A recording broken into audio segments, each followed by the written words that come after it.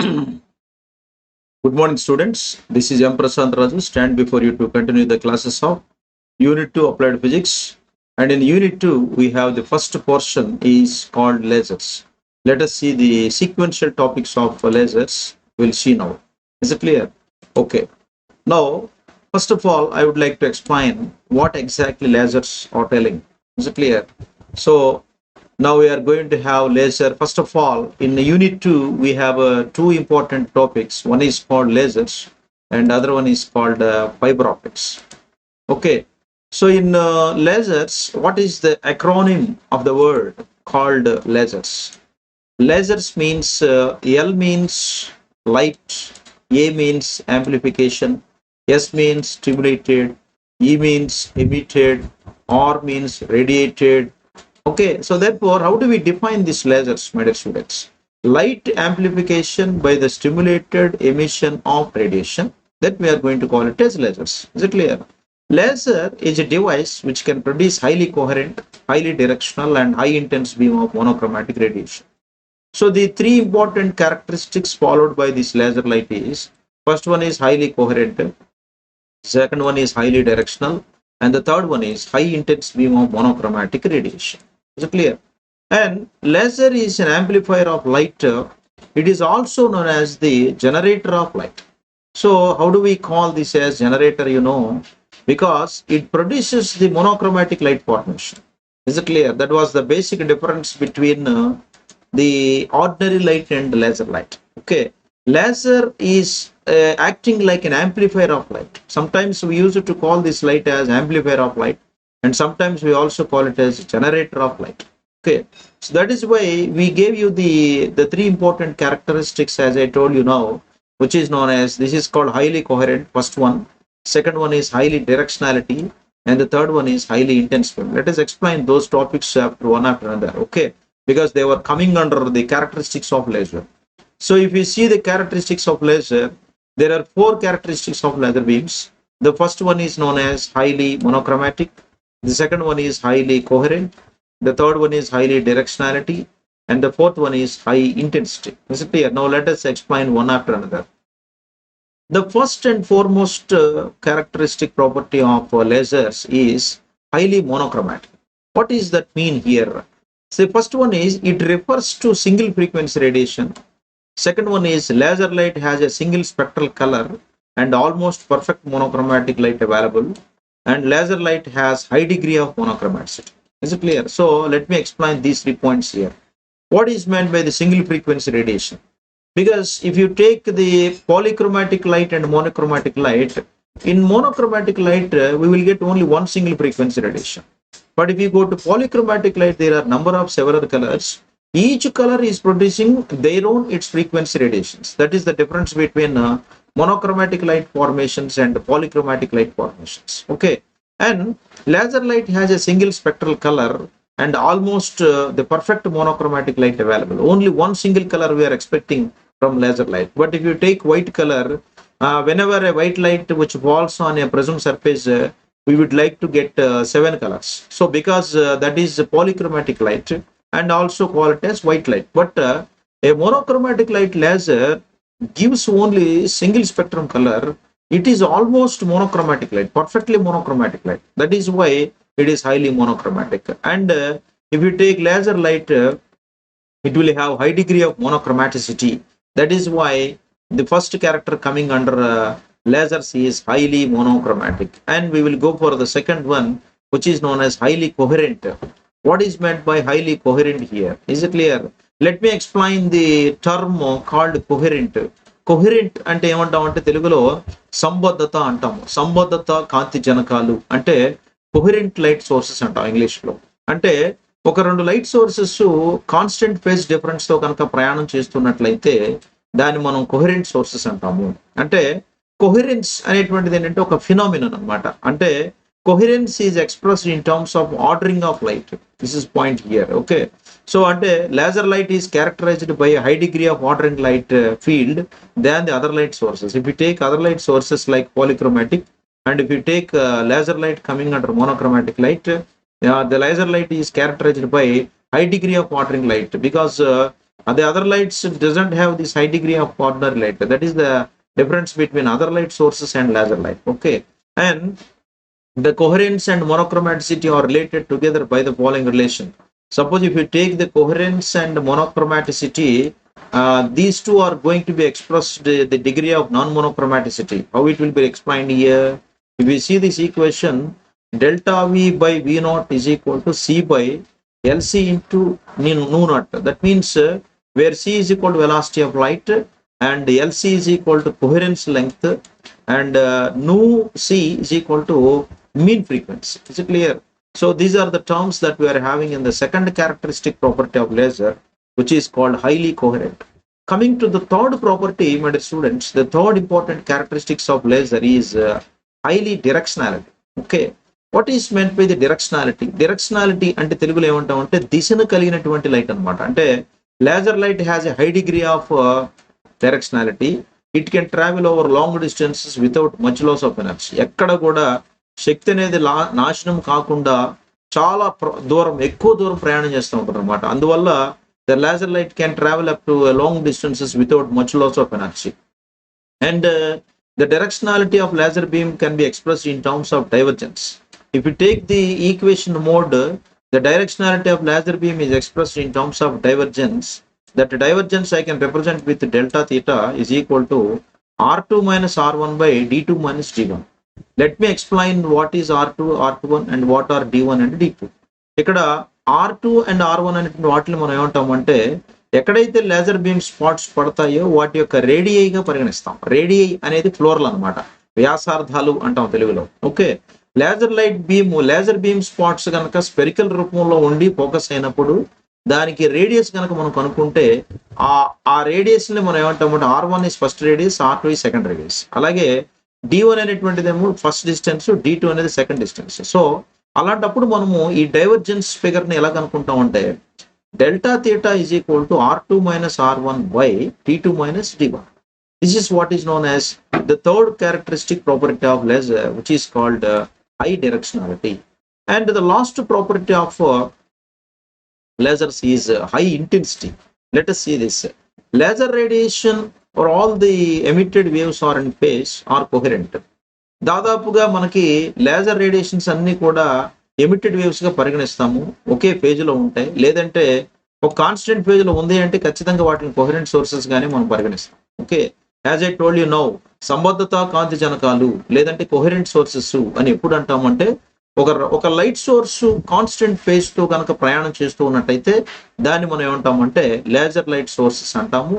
అవి coherent sources గా పరిగణిస్తాం. Okay, so for a coherent beam with power P watts, suppose ఒక coherent beam of light తీసుకొని దాని పవర్ ని P వాట్స్ గా పరిగణించి దాని వేవ్ లెంగ్త్ ని లాంబ్డాగా కనుక కన్సిడర్ చేస్తే అప్పుడు మనం ఇంటెన్సిటీ ఆఫ్ లైట్ బీమ్ ని లేదంటే బ్రైట్నెస్ ఆఫ్ ఇంటెన్సిటీని ఎలా రాస్తామంటే look at this particular equation I'm blocking here, that is called I is equal to P by lambda square. Okay, so in this equation I is equal to P by lambda square, my P is called power measured in watts and my lambda is called wavelength measured in angstrom units. Okay, so this is what is known as the fourth characteristic property of lasers, which is called high intensity. Is it clear? So I'm repeating once again, the lasers are having exclusively four important characteristic properties.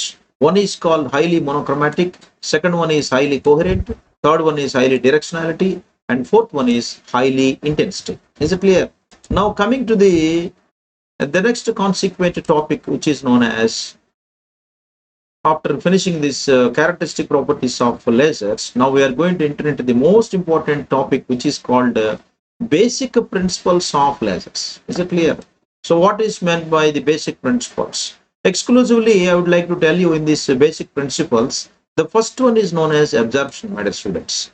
Absorption అంటే ఏంటంటే తెలుగులో మనం దీన్ని శోషణము అంటాం. Okay, absorption అంటే ఏంటంటే ఒక బండ గుర్తు మీరు గుర్తుపెట్టుకోవాల్సింది ఏంటంటే లోవర్ ఎనర్జీ స్టేట్ లో ఉన్నటువంటి ఎలక్ట్రాను లేకపోతే యాటము లేకపోతే అయాను లోవర్ ఎనర్జీ స్టేట్ నుంచి హైయర్ ఎనర్జీ స్టేట్ కి ట్రాన్స్ఫర్ అవ్వటం అనేటువంటి దాన్ని మనం ఏమంటాం అంటే absorption. Is it clear? So the speeding up of the atomic transition from lower energy state to the higher energy state is called absorption. Is it clear? So before I am going to enter into the diagram, I would like to explain like this. Look at carefully. If you see this diagram, my dear students, clearly, I have two diagrams here. One is called before absorption and the second one is after absorption. Let us see what happens here. You are seeing incident photons. This is called incident photons. Okay. So you have two energy levels here. My E2 is called second energy level and my E1 is called first energy level. Is it clear?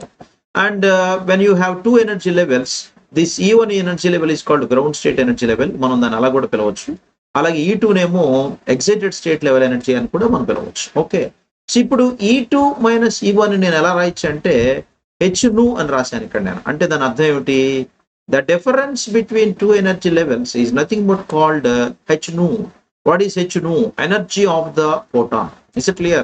ఈ H nu అనేటువంటి equation లో H అంటేనేమో planks constant, nu అంటేనేమో frequency of the photon. Is it clear? So ఒక incident photon ని మనం ఎప్పుడైతే పంపిస్తామో అప్పుడు ఏం జరుగుతుందంటే ఫస్ట్ బిఫోర్ అబ్జార్ప్షన్ లో నాకు పార్టికల్ ఏమవుతుందంటే ఖచ్చితంగా గ్రౌండ్ స్టేట్ లో ఉంటుంది. Look at this particular red mark symbol. This red mark symbol ఏంటంటే ఆటమ్ లేకపోతే అయాన్, ఓకేనా, లేకపోతే molecule.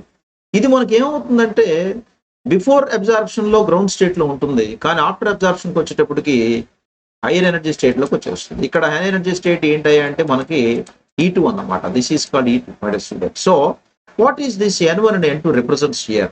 My N1 is the number of atoms in first energy level. My N2 is number of energy levels in second energy level. Is it clear? Similarly, here also my N1 is number of energy levels, number of atoms in first energy level, and my N2 is number of atoms in second energy level. Is it clear? So when you look at these two figures, my dear students, before absorption my atom is in ground state, and after absorption my atom is in excited state. Is it clear? So therefore, if you are going to say that the speeding up of the atomic transition, ఒక transition of atom అనేది lower energy level నుంచి hire energy లెవెల్కి వెళ్తే దాన్ని exclusive గా మనం ఏమంటామంటే absorption అంటాం. Is it clear? Now coming to the explanation part of this absorption, I already told you and write it here, which is known as consider two energy states. ఇప్పుడే చెప్పాను మీకు నేను. E1 E2 అంటే ఏంటి అంటే E1 అంటే lower energy state, E2 అంటే higher energy state. Okay, E2 greater than E1 అనేటువంటి మనం మనకు రిలేషన్ గా చెప్తే assume that N1 and N2 are the number of atoms in the lower and higher energy states. Is it clear? Respectively. So ఇప్పుడు మనం ఏం చేయాలి? As long as my number of atoms in the lower energy level N1 greater than number of atoms in higher energy level తీసుకుంటే ఈ relation ప్రకారం మనం when a photon of energy is equal to the difference of two energy levels, దాన్ని మనం ఎలా రాస్తాం మరి? E2 minus E1 is equal to H nu అని రాస్తాం. ఇక్కడ నేను బ్లాక్ చేశాను ఎక్స్ప్రెషన్ డయాగ్రామ్ దగ్గర. E2 minus E1 is equal to H nu. E2 minus E1 అనేది కూడా ఒక రకంగా చెప్పాలంటే ఈనే. ఈ అంటే ఏంటనమాట? Energy of the incident photon. Is it clear? మరి ఇక్కడ మనం రెండు ఎనర్జీ లెవెల్స్ తీసుకున్నాం కాబట్టి ఒక ఆటమ్ కానీ అయాన్ కానీ పార్టికల్ కానీ లోవర్ ఎనర్జీ స్టేట్ నుంచి హైయర్ ఎనర్జీ స్టేట్ కి ట్రాన్స్ఫర్ అయిన తర్వాత if at all I would like to find out the energy difference between these two energy levels, I could write it as E2 minus E1 is equal to H nu. Is it clear? So therefore, coming to the explanation part here, when a photon of energy is equal to the difference of two energy levels, I could write it as E2 minus E1 is equal to H nu. Okay, did you understood here? I can call it as equation 1. The process of transferring of an atom from lower energy level to higher energy level is called absorption. I already told you now itself. Okay, ఎప్పుడైతే ఒక atom lower energy level నుంచి hire energy level కి transfer అవుతుందో దాన్ని మనం ఏమంటాం? Absorption అంటాం. Is it clear? So ఇక్కడ మనం తీసుకున్నట్టయితే గనక where E1 and E2 are called what? Energy levels. మరి H అంటే ఏమని చెప్పాం? Planks constant. nu అంటే ఏంటంటే frequency of electromagnetic radiation. Is it clear? So ఇప్పుడు అబ్జార్ప్షన్ లో ఒక బండ గుర్తు మీకు అర్థమైపోయింది. అబ్జార్ప్షన్ అంటే ఏంటి అంటే when you look at this diagram, ఒక ఆటమ్ కానీ అయాన్ కానీ పార్టికల్ కానీ లోవర్ ఎనర్జీ స్టేట్ నుంచి హైయర్ ఎనర్జీ స్టేట్ కనుక జంప్ అయితే దాన్ని మనం అంటే అబ్జార్ప్షన్. ఓకే, అయితే ఒక పాయింట్ గుర్తుపెట్టుకోవాలి. You may ask one doubt here, how long this excited atom will be existing in excited state? ఓకేనండి, లోవర్ ఎనర్జీ లెవెల్ నుంచి బయలుదేరిన ఆటము ఎంతసేపు నాకు ఈ ఎగ్జైటెడ్ స్టేట్ లో స్టే ఉంటుంది అంటే లిమిటెడ్ టైం ఉంటుంది. లిమిటెడ్ టైం అంటే ఎలా చెప్తాం అంటే The particle which can stay in the excited state for a limited time is called lifetime. Okay, suppose if you take lifetime of hydrogen atom, it is around 10 power minus 8 seconds. Correct గా ఈ excited state లో ఈ యొక్క particle ఎంతసేపు ఉంటుంది అంటే 10 power minus 8 seconds ఉంటుంది. తర్వాత మళ్ళీ అది ట్రాన్సిషన్ గురయ్యి హైయర్ ఎనర్జీ స్టేట్ నుంచి లోవర్ ఎనర్జీ స్టేట్కి వచ్చేస్తుంది. దాన్ని మనం ఎమిషన్ అంటాం. It's clear. So coming to this point here my dear students, E2 minus E1 is equal to H2 అనే ఈక్వేషన్ లో E1 అనేది ఫస్ట్ ఎనర్జీ లెవెల్, E2 అనేది second energy level. So second energy లెవెల్లో నుంచి first energy లెవెల్ని తీసేయగా వచ్చినటువంటి దాన్ని మనం ఏమంటాము, రిజల్టెంట్ ఎనర్జీ అంటాం. అంటే అది కూడా ఈనే అన్నమాట. E is equal to H2. Therefore మనం ఎలా రాసాం దాన్ని, ఇప్పుడు ఇక్కడ ఒకసారి జాగ్రత్తగా చూస్తే దీని ఐన్స్టీన్ కోఎఫిషియెంట్స్ లో కనుక మనం రిప్రజెంట్ చేస్తే the probable rate of transition from lower energy state to higher energy state by absorption process. This is very important, my students. If you could understood the absorption process very well, then you can easily understood the spontaneous emission and stimulated process. The coming topics we are going to get it. Okay, so I'm repeating once again from here onwards. The probable rate of transition from lower energy state to higher energy state by absorption process is represented by ikkada okkar chudali P12 అన్నానంటే. Okay, most important representation ఇది, జాగ్రత్త చూడాలి mathematical గా. P12 లో P అంటే probable rate of transition దాని పేరు, మరి 1 అంటే లోవర్ ఎనర్జీ స్టేట్, ఒకటేమో లోవర్ ఎనర్జీ స్టేట్ రిప్రజెంట్ చేస్తుంది, 2 ఏమో హైయర్ ఎనర్జీ స్టేట్ రిప్రజెంట్ చేస్తుంది. ఓకేనా, నేను P12 అని రాసి ఇరువైపులా బ్రాకెట్ పెట్టి సఫిక్స్ లో AB అని పెట్టానండి. అంటే దాని అర్థం ఏమిటనమాట, ఇది అబ్జార్ప్షన్ వల్ల జరుగుతుంది అని మనం ఐడెంటిఫై చేయాలి. ఓకేనా, మళ్ళీ రిపీట్ చేస్తున్నాం. P12 అని రాసి ఇరువైపులా బ్రాకెట్ పెట్టి సఫిక్స్ లో నేను AB అని రాస్తే దాని అర్థం ఏంటంటే P represents probable rate of transition, 1 represents lower energy state, 2 represents higher energy state, and the suffix AB represents it is due to absorption process. Okay, how could we write this? P12 of AB is equal to A12 into U of V రాసాం. I can call it as equation 1. Remember carefully. Okay, so ఇక్కడ మనకి A12 అనేటువంటిది ఏంటంటే ఒక constant. ఈ constant కే మనల్ని ఒక పేరు ఇచ్చినాము. ఆ పేరు ఏమిటంటే ఐన్స్టీన్ కోఎఫిషియంట్ అంటాం. మరి ఐన్స్టీన్ కోఎఫిషియంట్ ఎందువల్ల ఫార్మ్ అవుతుందంటే ఇండ్యూస్డ్ అబ్జార్ప్షన్ వల్ల form. Is it clear? I'm repeating once again.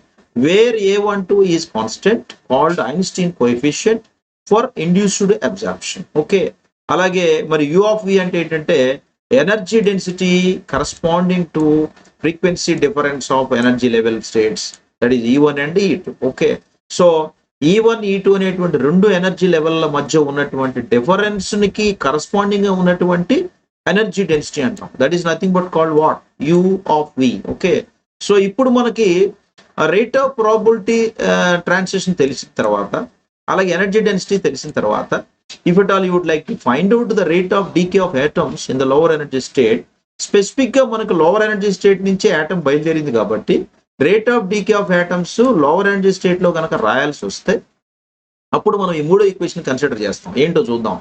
dN1/dt directly proportional to -N1 అంటే దాని అర్థం ఏమిటి, rate of change of number of atoms in lower energy state, ఇది దాని యొక్క మీనింగ్. ఓకేనండి, మళ్ళీ రిపీట్ చేస్తున్నా. d/dt ఆఫ్ N1 అంటే ఏంటంటే rate of decay of atoms in lower energy state. Decay ఎందుకన్నానంటే ఇక్కడ నేను మైనస్ పెట్టాను. డీకే అంటే ఏంటంటే క్షీణత.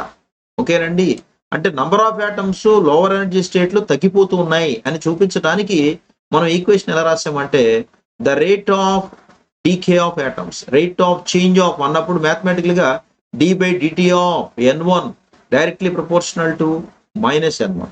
దాన్ని మనక నేను ఈ ప్రపోర్షనల్ రిమూవ్ చేస్తే అప్పుడు నేను ఒక కాన్స్టెంట్ పెట్టాను. ఏంటా కాన్స్టెంట్ అంటే ఇక్కడ చూడండి, dN1/dt ఈజ్ ఈక్వల్ టు ఈ స్టెప్ తర్వాత పక్కన రాశాను implied by dN1/dt is equal to -A12 into N1 into U of V. ఈ ఈక్వేషన్ మొత్తం మీద మై డియర్ స్టూడెంట్స్ జాగ్రత్తగా అబ్జర్వ్ చేస్తే N1 ఒక్కటే నేను ప్రీవియస్ ఈక్వేషన్ లో నుంచి బయటకు తీసుకొచ్చాను. నేను ఇక్కడ డైరెక్ట్లీ ప్రపోర్షనల్ టు N1 అన్నాను, ఇక్కడ N1 ఉంది, మరి మిగతాది ఏమిటన్నమాట, కాన్స్టెంట్ అన్నమాట. Is it clear? So dN1/dt is equal to -A12 U of V అనేది మాత్రమే ఇక్కడ మనకి ఏమవుతుంది, ప్రపోర్షనాలిటీ కాన్స్టెంట్ గా అభివర్ణించబడుతుంది. Is it clear? But N1 అనేది ఇక్కడ ఉంది, ఇక్కడ ఉంది. అంటే బేసిక్ గా rate of decay of atoms in lower energy state దేని డైరెక్ట్లీ ప్రపోర్షనల్ గా ఉంది, n1 కి డైరెక్ట్లీ ప్రపోర్షనల్ గా ఉంది. ఓకే, సో నేను ప్రపోర్షనల్ విడగొట్టిన తర్వాత dn1/dt ఈజ్ ఈక్వల్ టు అని పెట్టాను కాబట్టి నేను కాన్స్టెంట్ పెట్టాలి. ఏంటో constant -a12 into u of v అనమాట. అదే మనం ఇక్కడ రాసాం my dear students. Is it clear? This is a12 u of v. Is it clear? Similarly the same constant we are going to get here -a12 into n1 into u of v. ఇది మొత్తాన్ని కలిపి మనం ఏమంటామంటే third equation అంటాము. దీన్ని మనం ఎలా చెప్తామంటే the rate of decay of atoms in the lower energy state is dn1/dt directly proportional to -n1. That implies dn1/dt is equal to -a12 into n1 into u of v. I can call it as equation 3. Is it clear? And after finishing this, my dear students, now I am going to enter into the second important topic, which is called spontaneous emission. Is it clear? So as I told you in the first and primary most important topic, which is known as absorption, after that we are going to enter into the emission. Okay, let us see. The second important basic principle of laser is spontaneous emission. Is it clear? Let us see this.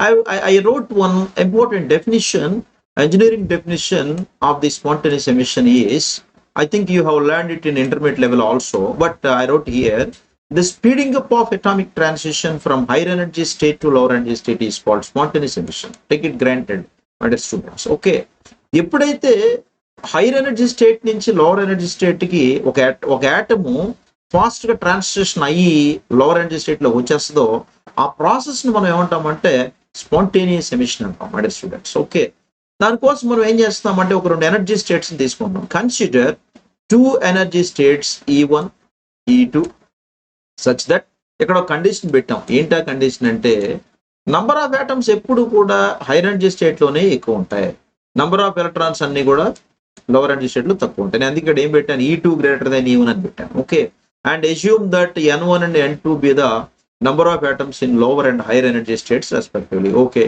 so my n1 represents number of atoms in lower energy level, my n2 represents number of atoms in higher energy level. Is it clear? So therefore now I would like to take number of atoms in lower energy state is more than that of number of atoms in higher energy state. అదే condition చెప్పుకున్నాము. Spontaneous emission లో జరుగుతున్నటువంటి procession లో n1 ఎప్పుడు కూడా n2 కంటే ఎక్కువగా ఉండాలి. దాని అర్థం ఏమిటి, number of atoms in lower energy state ఎప్పుడు కూడా more than number of atoms in higher energy state. Is clear?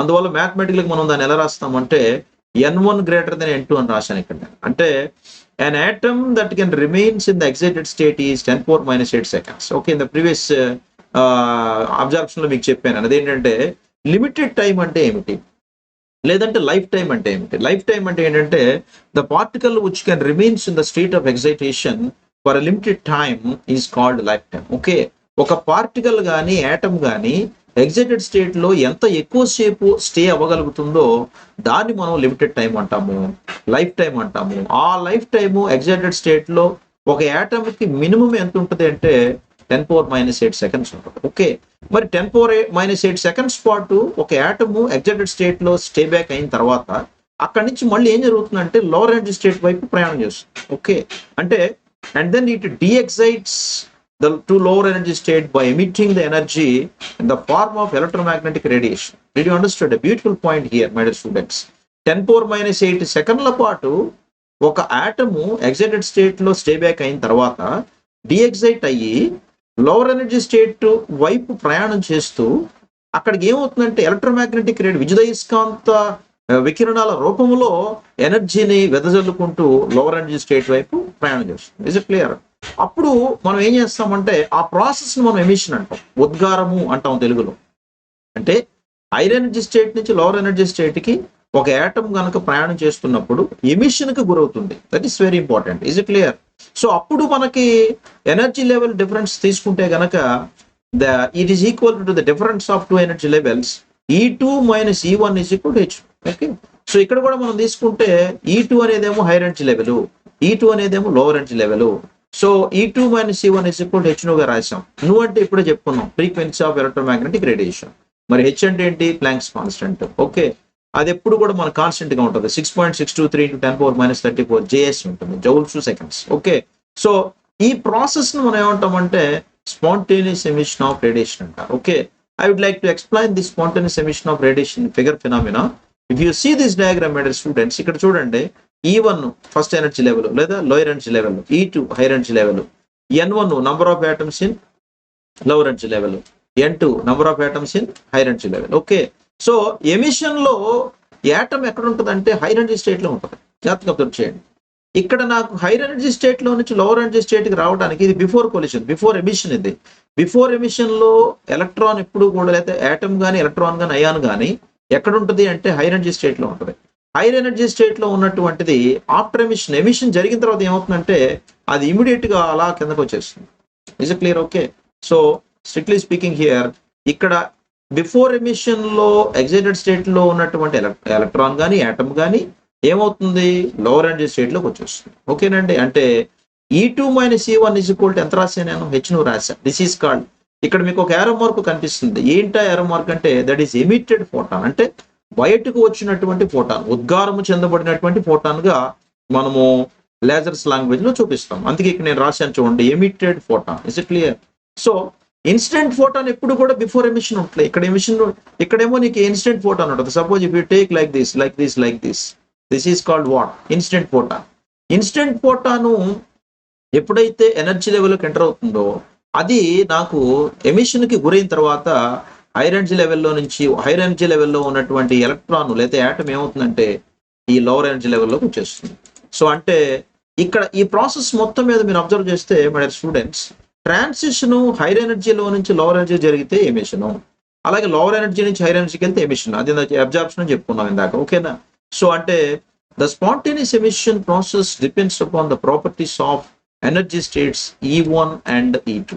Is it clear? Okay, ఇక్కడ కూడా మనము ప్రాబుల్ రేట్ ఆఫ్ ట్రాన్సిషన్ కనుక్కోవచ్చు. ఇందాక ఏమన్నామంటే probable rate of transition occurs from lower energy state to higher energy state అన్నాం ఇక్కడ absorption లో. ఇక్కడేమంటామంటే the probable rate of transition from higher energy state to lower energy state due to spontaneous emission. Very important point here. Okay, so ఒక probable rate of transition నేను కనుక్కోవాలంటే hire energy state నుంచి lower energy state కి ప్రయాణం చేస్తున్నప్పుడు spontaneous emission వల్ల జరిగితే అది ఎలా రాస్తానంటే P21 of SP is equal to A21 అన్నాను. Understood very careful this equation. Okay, ఇందాక మనము P12 అన్నాము. అంటే P అంటే ఏంటి, రేట్ ఆఫ్ ప్రాబిలిటీ ట్రాన్సిషన్. ఇక్కడ కూడా P అంటే రేట్ ఆఫ్ ప్రాబిలిటీ ట్రాన్సిషన్. ఇక్కడ రాశాను చూడండి, the probable rate of transition from higher energy state అన్నాను. మరి హైర్ ఎనర్జీ స్టేట్ ని మనం 2తో చూపిస్తున్నాం కదా, మరి లోవర్ ఎనర్జీ స్టేట్ ని 1తో చూపిస్తున్నాం కదా. అందుకని రిప్రజెంటేషన్ లోకి వచ్చేటప్పటికి ఎలా రాసామంటే P21 of SP is equal to A21 అన్నాను. ఏమండి, అంటే the probability rate of transition from higher energy state to lower energy state.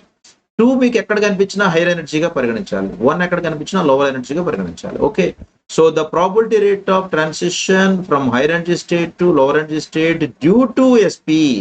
What is SP? I told you here, spontaneous emission. Is it like due to spontaneous emission? దాన్ని ఎట్లా రాశాము, P21 of SP is equal to A21 అని రాశాం. ఇక్కడ A21 అంటే ఏంటంటే నాకు constant అని చెప్పాను.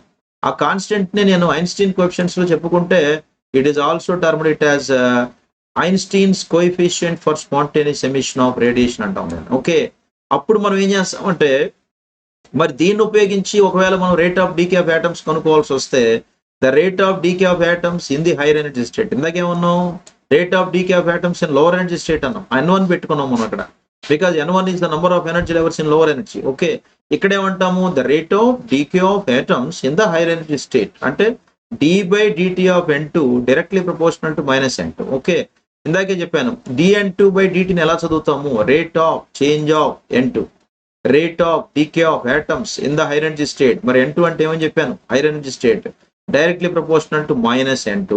ఓకే, ఇప్పుడు నేను ఈ ప్రపోర్షనాలిటీ రిమూవ్ చేస్తే కాన్స్టెంట్ పెట్టాలి కాబట్టి ఒక కాన్స్టెంట్ పెట్టా. ఏంటా constant, dN2/dt is equal to -A21 into N అన్నాను. ఈ మైనస్ మనకి డీకే సూచిస్తుంది. ఇప్పుడు N2 మినహాయించి ఇక్కడ కూడా నాకు N2 ఉంది, జాగ్రత్తగా అబ్జర్వ్ చేయండి. ఇక్కడ N2 -N2 కనిపిస్తుంది. మరి మిగిలిన కాన్స్టెంట్ ఏది, ఇక్కడ A21 అనేటువంటి ప్రపోర్షనాలిటీ కాన్స్టెంట్ గా పరిగణించబడుతుంది ఈ ఈక్వేషన్. Is it clear? మరి once again I'm repeating, my A21 minus కూడా కాదు, -N2 ఓన్లీ ఇక్కడ ఉంది ఆల్రెడీ మనకి. -N2 కి dN2/dt ప్రపోర్షనల్ గా ఉంది.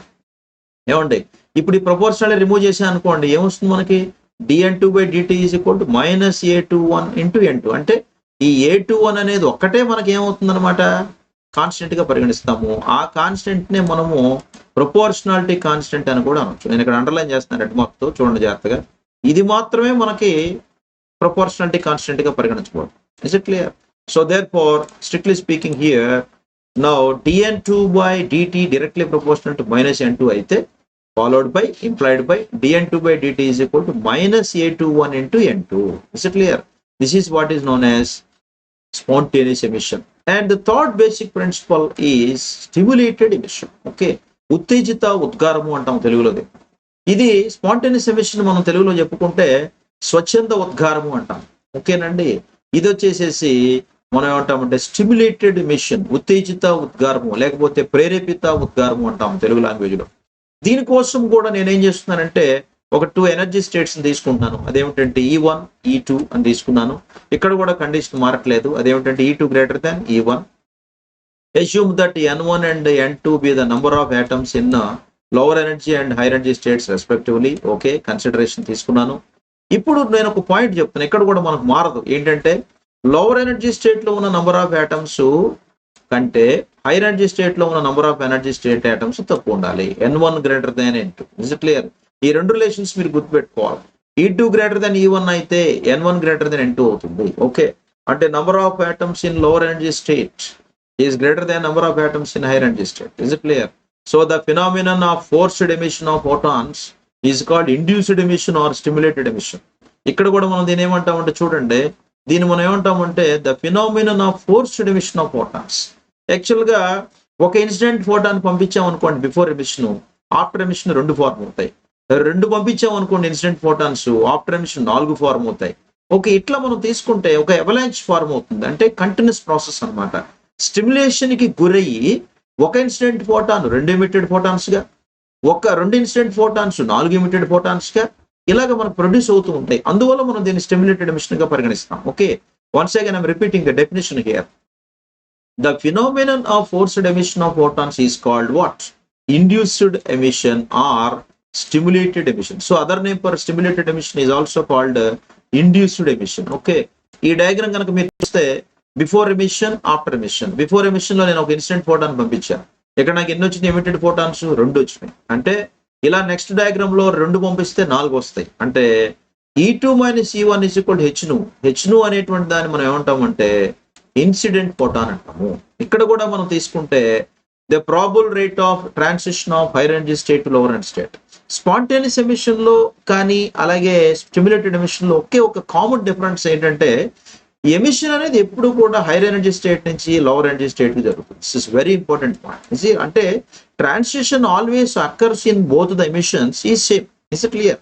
Okay, so the probable rate of transition from higher energy state to lower energy state due to stimulated emission is what? P21 of ST is equal to B21 of U of V. Is it clear? So in this equation, my dear students, what is P represents here? P represents probable rate of transition. Mari 2 ante emiti? Higher energy state. 1 ante emiti? Lower energy state. ST ante emiti? Stimulated emission. This is equal to ఏమొచ్చింది ఈసారి ఏం రాశాను? B21 అన్నాను. ఇందాక ఏ అన్నాను కదా, ఏ represent spontaneous emission. మరి ఇక్కడ ఎమిషన్ టైప్ మారింది కాబట్టి బి అనే లెటర్ పెట్టాను.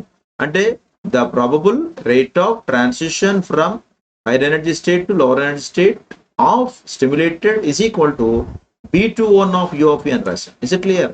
Understood careful. ఇప్పుడు నేను లెటర్స్ ఎక్స్ప్లెయిన్ చేస్తున్నాను.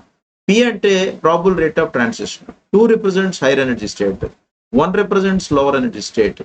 సఫిక్స్ ST రిప్రజెంట్స్ ఏంటంటే due to stimulated emission. Is it clear? So P21 of ST is equal to B21 into U of V. B21 ఏంటంటే constant అనమాట. ఒకసారి చూడండి ఇక్కడ రాశాను, వేర్ B21 is constant. మరి దీన్ని మనం ఐన్స్టీన్ కోఎఫిషియంట్ లో ఎక్స్ప్లెయిన్ చేస్తే wear B21 is constant and is also called Einstein coefficient for stimulated emission of radiation. Okay, మరి U of V అంటే ఏమిటి? Incident energy supplied to the atoms in the higher energy state.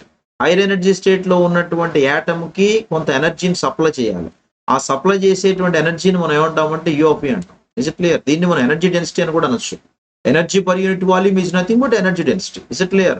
So ఇప్పుడు stimulated emission లో కూడా rate of decay of atoms higher energy state కి కనుక్కోవచ్చు. ఎట్లాగంటే the rate of decay of atoms in the higher energy state is written by dN2/dt directly proportional to -N2. Okay, మరి దీన్ని ఎలా చదువుతాము? d/dt ఆఫ్ N2 అని చదవాలి. చదివేటప్పుడు రాసేటప్పుడు dN2/d2. Okay, the rate of change of decay of atoms in the higher energy state. N2 అంటే ఏమని చెప్పాను? హైర్ ఎనర్జీ స్టేట్ లో ఉన్న నంబర్ ఆఫ్ ఆటమ్స్. అంటే dN2/dt directly proportional to -N2. ఇక్కడ కూడా నేను ఈ ప్రపోర్షనాలిటీని రిమూవ్ చేస్తే ఒక కాన్స్టెంట్ ని పెట్టాలి కాబట్టి -N2 ఇక్కడే ఉన్నాయి, మొదటి ఈక్వేషన్ లోనే ఉన్నాయి, ఇక్కడ కూడా. మరి -N2 కాకుండా ఏమున్నాయి అంటే నేను రెడ్డింగ్ తో రిప్రజెంట్ చేస్తాను చూడండి. అవన్నీ కూడా మనకి కాన్స్టెంట్స్ గా పరిగణిస్తాం. V2 ఉంది, అలాగే u ఆఫ్ v ఉంది. My dear students, understood carefully. Okay, నేను ఇప్పుడు రెడ్ మార్క్ చేసి మాత్రమే మనకి proportionality constant. My dear students, is it clear? So strictly speaking here dN2/dt is represented by dN2/dt is equal to -P21 into N2 into u of v. Okay, దీంట్లో నేను ఈ proportionality remove చేసినా కూడా -N2 ఉంది. -N2 కాకుండా ఉన్నవన్నీ కూడా proportionality constants గా పరిగణిస్తాం. Okay, so therefore the rate of decay of atoms in the higher energy state can be written as dN2/dt is equal to -B21 into N2 into u of v. Is it clear? So this is what is known as the stimulated emission. So we have completed the three basic principles of laser. That is nothing but called, the first one is known as, I'm representing with reading here, the first one is known as absorption. The first one is known as absorption, and the second one is known as spontaneous emission. Is it clear? The second one is known as spontaneous emission, and the third one is known as the third one, this is called absorption, and the second one is known as spontaneous emission, and the third one is known as stimulated emission. Is it clear? I'm scrolling here, understood carefully.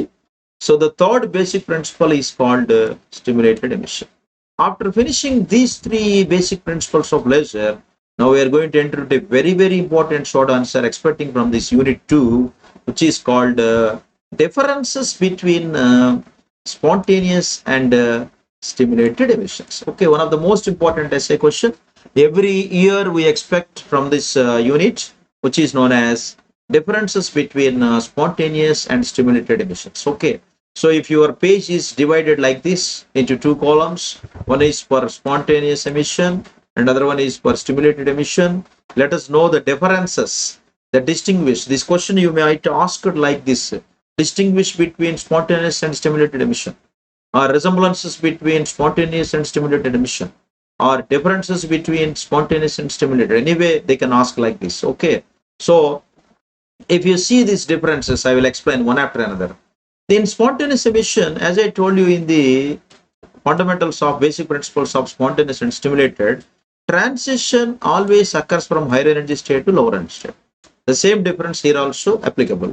Transition occurs from higher energy state to lower energy state. Is it clear? That is the common difference for both spontaneous emission and stimulated emission. The second difference is, in spontaneous emission, one photon is emitted. ఒక photon మాత్రమే ఉద్గారం చెందుతుంది. కానీ stimulated emission లో ఒక incident photon పంపిస్తే రెండు emitted photons బయటకు వస్తాయి. అందుకని ఇక్కడ నేను 2 photons are emitted అని రాశాను. Is it clear? 1 photon is emitted in spontaneous emission, 2 photons are emitted in stimulated emission. Next, in spontaneous emission, how do we write the probable rate of transition? The probable rate of transition can be written in spontaneous emission as P21 of SP is equal to A21. ఇక్కడ SP అనేది ఒకటే మనకు representation. It represent spontaneous అని తెలియజేస్తుంది అనమాట. P21 of SP is equal to A21. P అంటే probable rate of transition, 2 అంటే higher energy state, 1 అంటే lower energy state. ఇందాక మనం చెప్పుకున్నాం spontaneous emission లో. So the probable rate of transition P21 of SP is equal to A21. అలాగే the probable rate of transition in stimulated emission can be written as P21 of ST. ఇందా చెప్పాను మీకు నేను. ఇక్కడ P అంటే probable rate of transition, 2 అంటే higher energy state, 1 అంటే lower energy state. Okay, P21 of ST, మరి ST అంటే ఏమని చెప్పాను? Stimulated. Okay, P21 of ST is equal to U of V into B21. మరి ఇక్కడ B21 అనేది ఏంటి? Einstein coefficient. దాన్ని మనం కాన్స్టెంట్ గా పరిగణించాం. Coming to the fourth difference is this spontaneous emission is called incoherent radiation. కానీ స్టిమ్యులేటెడ్ ఎమిషన్ లో coherent radiation అంటాం. ఓకేనా, సంబద్ధత కాంతి కిరణం అంటాం తెలుగులో దీన్ని. ఓకే, అంటే కాన్స్టెంట్ ఫేజ్ డిఫరెన్స్ తో ప్రయాణం చేసే ప్రతి రేడియేషన్ ని కోహెరెంట్ రేడియేషన్ గా పరిగణిస్తాం. Okay, and coming to the fifth difference, this comes under polychromatic radiation. ఏది? Spontaneous emission. Here spontaneous emission comes under polychromatic radiation and stimulated emission coming under monochromatic radiation. Okay, అలాగే spontaneous emission లో sixth difference కనుక మనం తీసుకుంటే it is low intense beam, it gives low intense beam, and in stimulated emission it gives high intense beam. Okay, అలాగే final గా చూస్తే spontaneous emission ని bore అనేటువంటి శాస్త్రవేత్త కనుక్కున్నాడు. This was proposed by Bohr and stimulated emission was proposed by Einstein. Is it clear? So one of the most important short answer, my dear students, I think it is easy to learn also differences between spontaneous and stimulated emission. Okay, once again I'm repeating here. Transition occurs from higher energy state to lower energy. ఇక్కడ కూడా transition occurs from higher energy level to lower energy level. Okay, and then next రెండోది కనుక తీసుకుంటే one photon is emitted. దీంట్లో 2 photons are emitted. అలాగే మూడో difference కనుక మనం తీసుకుంటే the probability rate of transition P21 of SP is equal to A21 and the probable rate of transition P21 of ST is equal to UV of B21. మరి ST అంటే ఏమని చెప్పాను? Nothing but stimulated. Coming to the fourth difference, this is incoherent radiation, this is coherent radiation. Is it clear? Fifth difference, spontaneous emission coming under polychromatic radiation, అలాగే stimulated emission coming under monochromatic radiation. తర్వాత spontaneous emission gives low intense beam, but stimulated emission gives high intense beam. Is it clear? Okay, therefore last and final difference is this was proposed by Bohr. Is it clear? This was proposed by Bohr and the stimulated emission was proposed by Einstein. Is it clear? So therefore the last and final difference of spontaneous is this was proposed by Bohr and stimulated emission was proposed by Einstein. Is it clear? So this is what is known as the distinguish or differences between spontaneous emission and stimulated emission. Okay, and after finishing this, then in the next class we are entering into the most important types of lasers, which is known as the first one is construction and working of ruby laser, and the second one is construction and working of helium neon laser, that we will see in the next class. Thank you very much.